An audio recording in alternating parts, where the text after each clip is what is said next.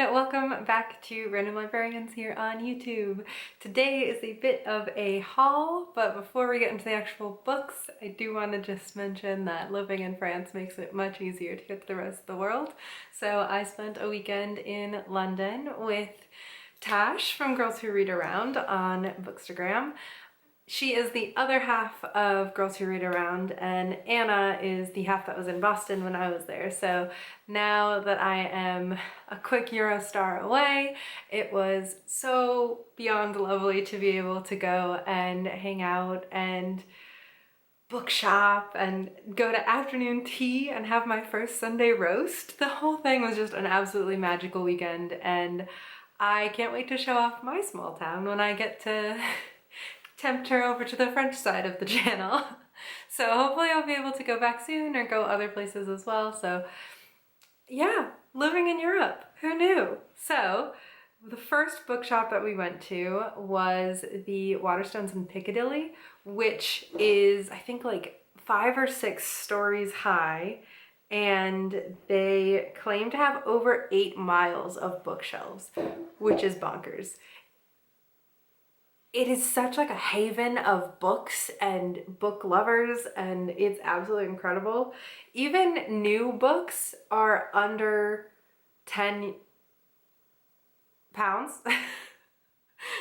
I don't know the conversion rate or anything like that, so I can't really tell you how much that is, but coming from the US, where books can be like upwards of 20 if they're hardcovers, which I don't like, and I'm not sure if it's because I've been conditioned to like paperbacks more because they're less expensive, or if it's just how wonderful the flop is.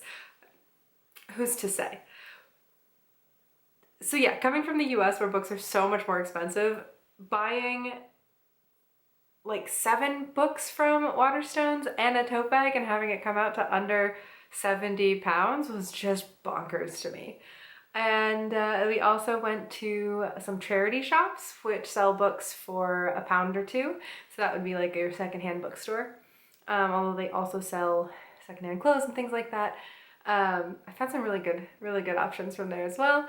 And lastly, I have a stack of books that Tash has gifted to me. So we'll jump right into that. I'm gonna start with the things that I bought that are not books because I haven't talked about those yet.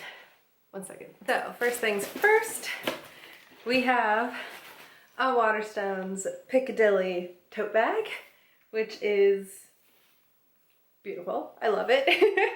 And it's one of those really great tote bags where it's constructed very well. It has a flat bottom, so you can fit so many things in here.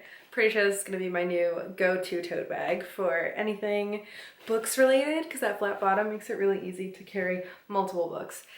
I had all of my books in here like all day, we walked over 25 kilometers, took all of the books to afternoon tea, the whole shebang, and honestly they didn't even feel that heavy. So I think it's just either the magic of the weekend or the magic of the tote bag, I'm not sure which, but happy for both. Very grateful. Next up, I do have 2 kinds of tea. So we did have the Yorkshire tea in the US, and I had some on hand always for Anna, so I figure if I'm going to have Brits coming to visit, I might as well have some Yorkshire tea, and it's really tasty, so I'll drink some myself. They also introduced me to the bedtime version of the Yorkshire tea, which is vanilla and nutmeg on top of the normal delicious tea flavor, and it is so tasty, and decaf, which sadly, I do not have a high tolerance for caffeine, so this is probably gonna go much faster than the breakfast tea. Okay, the last thing that was book related but not a physical book is a gift from Tash, and it is this bookmark, which is made with Liberty fabrics. We did go to Liberty as well, I forgot that in my rundown of things that we did, and to pubs and stuff, so there was lots going on and it was so much fun. And this one has kind of a whimsical iguana print is how I would describe it, and it's by Curmo London, so I'll put the link to this in the description. I think that they are a friend of the Bookstagram for Tash and Anna, and yeah, it's a really lovely bookmark. It's yeah, fabric, a little bit, it's very sturdy, and it matches one of the books that I'm currently reading from my big stack that I'll show you, which is The Bear and the Nightingale. So we got home from a pub on Saturday night. So after having purchased all the books and gotten to afternoon tea and walked so much, we came back and had little nibbles, called Anna on FaceTime. So we had all three of us in the little room. It was very fun. And then both of us started reading, which we shouldn't have because it was after midnight. And I had to put this down because I liked it too much, and I realized that if I'd kept going, I definitely would have just stayed up all night and not been any kind of functional for Sunday roast. So that is The Bear and the Nightingale. It is Russian fantasy, but like if we take myths and insert them into historical fiction, but even the writing is kind of like a magical accumulation of words, just the way that Catherine Arden writes. And I'm sure you've seen this book like everywhere too. I think it is the first in a trilogy. I love the British cover, the British cover for all of these. And I am almost 100 pages in, like 10-ish chapters, and just really interested in seeing where it goes from here. So I'm quite excited about that. Quite excited about all of these, but without further ado, let me show you the stack. Ooh. Da, da, da, da. I don't even think I can get all of them in the same. So yeah, we had quite the haul. So, starting off strong, somehow I have not read The Hate You Give, so Tash gave me her copy, and this is a beautiful movie tie-in. So I don't know if that's just something that the UK does better in general, or if this is kind of a one-off, but stunning. And it's something that I've definitely needed to read for a really long time. Then this is one that I got from the charity shop for £2. It's Self-Care by Lee Stein, and I remember seeing this when people were getting ARCs of it, and it sounded very funny. It seems kind of like a satirical look at those women spaces. Female co-founders of a wellness startup struggle to find balance between being good people and doing good business while trying to stay BFFs. So hopefully I have a good sense of what this book actually is, but it should be interesting nonetheless. And I've really enjoyed some books in this vein before. What was that called? So the thing that I'm thinking of right now is The Herd, which was kind of a similar starting point, but involved a murder instead. And that hit really close to a company that I worked for when I was in college. So I'm just fascinated by this kind of storytelling because I have that in my work history, if that makes sense. Carrying on, this is one that I've been seeing everywhere, especially after having read the brick that is Samantha Shannon's other book. I wanted to check out her series. This is the first in this series. It is The Bone Season. I have looked it up before, but I don't actually remember much about it. And I think it involves superpowers being illegal. Let's see. The Scion government has led an oppressive campaign against unnaturalness in London. Clairvoyance in all its form has been decreed a criminal offense. Haha! So I guess getting to follow the underground of magical clairvoyant resistance. And this is, again, I think a trilogy. So there's quite a bit to dive into here, and hopefully to keep going. Oh, I love it when there is a glossary. Oh, that's fun. This is a big glossary. Hoo-hoo, that's gonna be very fun. Carrying on, this is another book from Tash. She read it and absolutely loved it. I think that she passed it to her mom, and I get it after her mom has read it as well.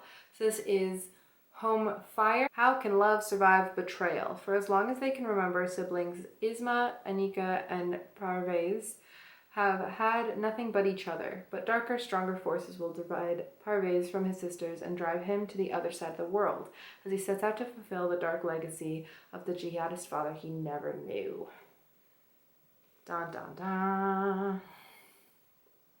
You know when there's those kind of friends where you just like automatically want to read their suggestions? Tash is that for me. And so her basically shoving this into my hands means that I am thoroughly going to enjoy it and possibly have my world wrecked by it. This sounds like it could end up being very upsetting. Then next up we have Lanny by Max Porter, which I have been told is a very odd book, but a very good book. And I've seen that already just in the way that the text is set up on the page. It's a winding, odd, different fonted piece of art, I guess. And part of why I picked this up, yes, Tash loved it, but also not far from London, there's a village, is how the inside flaps opens up. So I was like, hey, I'm in London. Why not pick up a book that is set in London? Also, I'm hoping it might be a kind of quick read. It's 215 pages, and the story graph is encouraging me to read at least 5 more books in order to get back on track, because apparently I have already fallen behind on my reading goal for this year. So some shorter books mixed in with my heavy fantasy will probably be a good idea. The next 2 are also handed to me from Tash. This is a ghost story set in Norway, I believe. I haven't read a good ghost story and I could not tell you how long, so I am very excited for this. I love a paranormal story. Living alone, I do feel like this might make me jump at shadows, but you know, what could be more fun? Then next up we have, I think it's just actually called Hide, but it says you can run, but you can't hide on the front. 7 friends, 1 is a victim, 1 is a killer, the others must run. And it came out in December 2021. The Boxing Day hike is meant to bring their nature group together. Emily, the sister who never lets her hearing loss hold her back. So that is something that I've heard about this book, is that having a main character who has one of her senses completely not part of how they experience the world is very interesting, from even just like the words on the page and getting to like see from their perspective. So I'm really excited about that. Lauren, the sister who always feels a step behind. Morna, who doesn't get on with Lauren. Ben, whose feelings for Emily border on obsession. Dan, the quiet newcomer to the group. Kai, who isn't just on the hike to enjoy the wildlife. And Alec, the one who knows all their secrets. Dun dun dun. So, I love a good murder mystery. These books do make me feel like friend groups are the most dangerous thing facing young women today. But I'm gonna have to get over that because I like having friends. Next up, book 2 of, or I guess, is this just a duology? So next up is the sequel to Raybearer, which I absolutely loved. Fantasy, so fresh and unique, that doesn't rely on like other tropes and other magic systems that we've seen before, and an ace main character. That was really just something special that I wasn't expecting from that book, and then when I found it, I was so happy. And I'm really excited to know what happens next, because Terry Sai really left us off on a cliffhanger at the end of book 1. So book 2, here we come. Also, the British editions of these books are absolutely stunning. I think I sent my copy of Raybearer, which I got the British edition for, to a friend before I left for France. So I'll have to see if I can figure out which friend I sent it to and get them book 2 after I've read it. Oh yeah, so this is just a duology also, because it's an epic and exhilarating finale. So I get to know everything. They won't hopefully leave me on a cliffhanger in this book. These next 2 are from a third bookstore that I forgot to mention that we went to, which was a Foyle's. and they had a sale section that really pulled at our heartstrings because it is essentially a heart book section, which is what they had at my closest Barnes & Noble when I was living in Boston. And that means that they have like something wrong with them that has kind of relegated them to these shelves where they are maybe a little bit less loved. So both Tash and I walked out with some of the Hurt books. First for me is The Dragon Keeper by Robin Hobb, which quite obviously is missing a big chunk off of its cover. Considering that I have bought books without covers for very few euros here in France, I'm sure it surprises no one that this doesn't really bother me, and it was 75% off. I've also heard amazing things about Robin Hobb, and I have not read anything that they have written, so more dragons. And first from a beloved novelist. I see nothing wrong with this. Next up, I have this copy of The Heart Principle, which was half off. And if you look at it from the front and from the side, it looks like there's absolutely nothing wrong with it, except for on the back it has like a little bit of a wrinkle. I've heard nothing but great things about this series as well. I did start book 1 in this series, but the book that was available for auto borrow or immediate borrow through Libby was a book track edition of the audiobook, and the idea behind that of like adding music to the audiobook, amazing, incredible, 10 out of 10. The actual way in which it is done, horrible. Do not recommend. Makes me feel like I'm on a call waiting line to like a dentist's office. And the music is louder than the audio, like the voice actor. So I'm going to wait a bit for book 1 to come in on the normal audiobook, because it's going to make me hate the book if I continue listening to it in this fashion. Then I think I do have the audiobook for The Heart Principle through Libro.fm. So I'll listen to book 1 on its own, listen to book 2 on its own, both through Libby, and then I'll read and listen, which is my favorite way of engaging with media, to The Heart Principle once I have done the first 2. I think you can read them out of order the same way you can read the Brown Sisters out of order, but I'm kind of a stickler, so I think I will read them in order. Next up, this is the one book that I knew that I wanted and that I was on the hunt for, and it's a book that I have been wanting to purchase since I first heard of it coming out. But because I like paperbacks and not hardbacks, I was like, oh, I'll just wait, it'll be fine. 2 years later, the second book to this series has come out, and there's still no paperbacks. Or at least there weren't whenever I checked Barnes & Nobles. So, this book is These Violent Delights.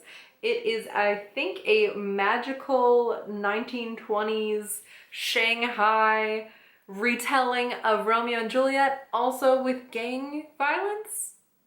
So there's a lot going on, and I'm here for all of it. So I am prepared for Chloe Gong to just rip my heart out. I don't know why I sign up for retellings of stories where they don't have a happy ending, but here we are, and it's been 2 years, so my hopes for this book are sky high, and I'm pretty sure she's gonna stand up to them, but keep your fingers crossed nonetheless, please, and thank you. Next up, I have another 2 books that Tash gave me. So one is The Girl Before, which just sounds very, very chilling. And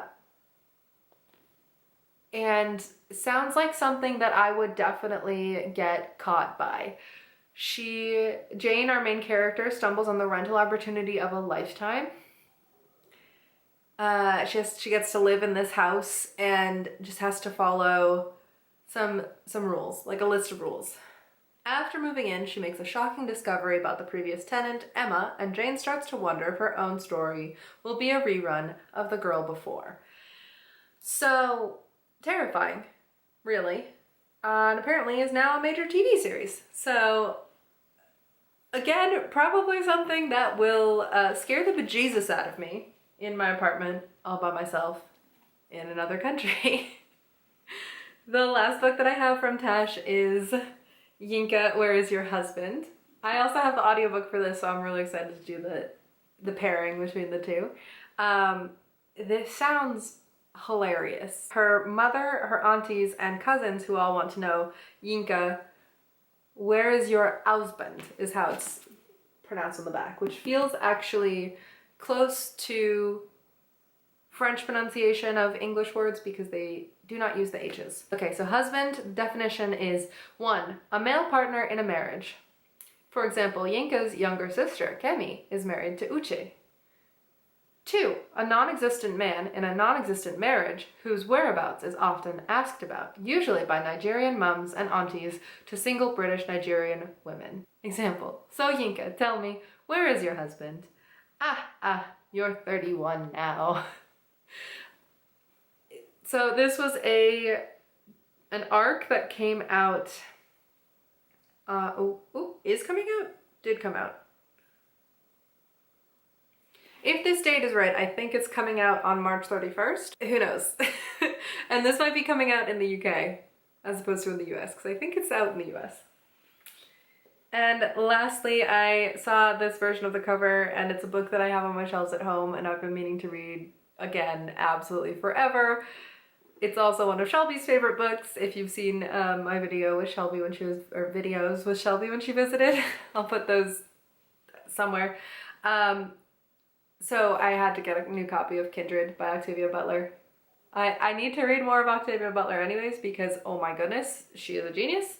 And this one is a standalone, so it'll be good to jump into it.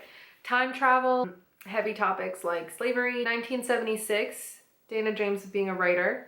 In 1815, she is assumed a slave. I'm really excited to read all of these. So those are, that is the insane stack of books that I brought back from the UK with me. I hope you enjoyed this quick, hopefully quick once I edit it down, video. And if you stuck around this far, I thank you very much. Please consider hitting subscribe or leaving a comment down below about books that I should get next time I'm in an English speaking country. And in any case, I hope you're having a great day. See you pretty soon. Bye.